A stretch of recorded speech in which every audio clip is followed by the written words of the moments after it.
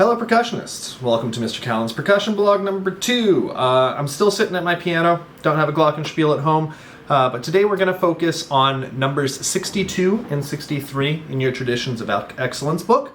If you would flip to that page, that is in your book. Let me pull it up. You are going to page number, this is taking a good long time to load.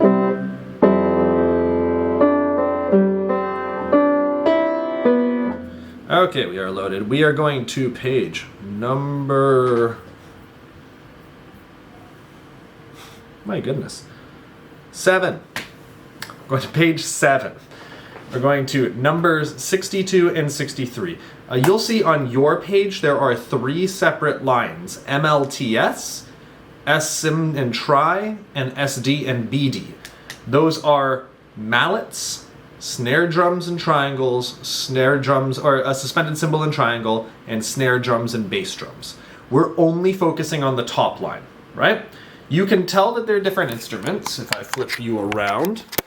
If you take a look at it, you can tell they're all different instruments because they all have a double bar line at the end, right?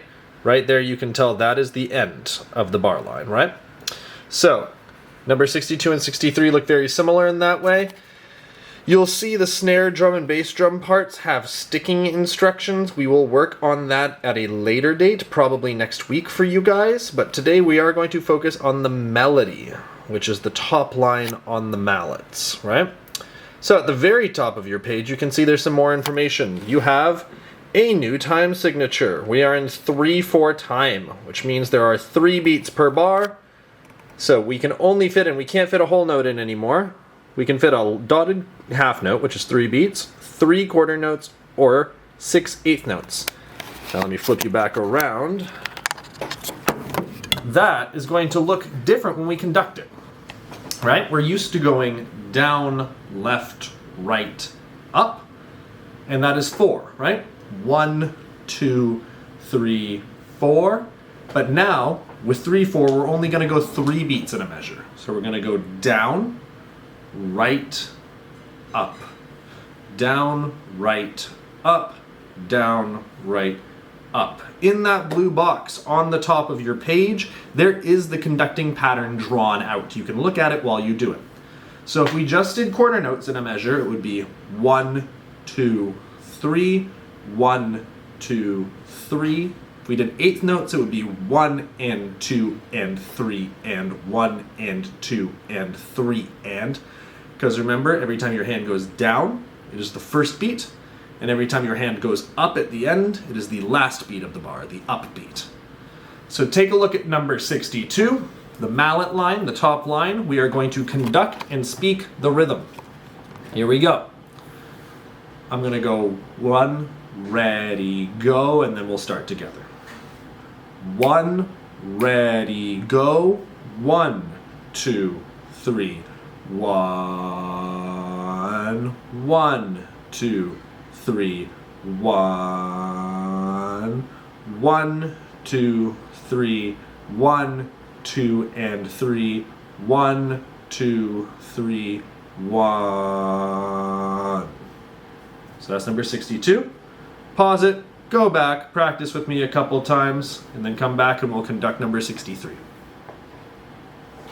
So you can see number 63 looks a little different. The first note actually is only a quarter note, and then there's a bar line, which means that first quarter note happens before beat 1. So it's called a pickup. So it's essentially just a note that picks up into the main music. So we're just going to pretend the first measure exists and go rest, rest, 3, 1, 2, 3, and. Right? So that is just a beat 3 pickup before you go down to beat 1. So watch me do it once, pause, go back and do it with me. Rest, rest, 3, 1, 2, 3, and 1, 2, 3, and 1, 2, 3, and 1, 3, 1, 2, 3, and 1, 2, 1, 2, 3, and 1. So there is conducting and counting numbers 62 and 63. I would like you to work with both of those in conducting and speaking as well as playing. So now let's take a look at the playing part. Scooting in a little bit, turning you around so you can see my hands. We are still in the same scale that we were using before, right?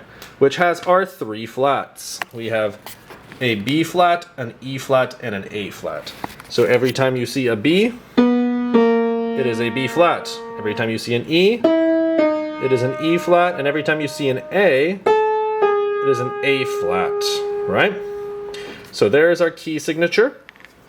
Let me just throw this over, and we're going to play number 62. I'll try to keep my hand in frame. We're going to play up at this E flat because it's high on there, right? So try to match this pitch. 1, 2, 3.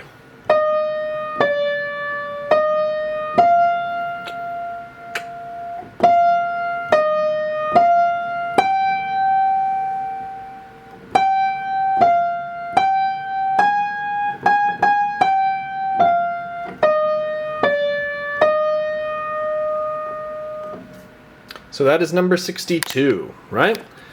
Measure 2 with that F that has a tie on it to the next F. Because they are the same note, it is just one long note. You do not need to play it again on the 3rd beat. So it's 1, not 1, 3. Same as that one. That dotted half note right there, that G is meant to be 3 long beats, not 2 different notes. And then here is number 63. We start lower on this one, right? Notice how the first one has a higher note start, and the second one starts much lower at a low B flat. So we're going to start down here. Okay, so I'm going to give you 1, 2, and that's where we'll start. 1, 2.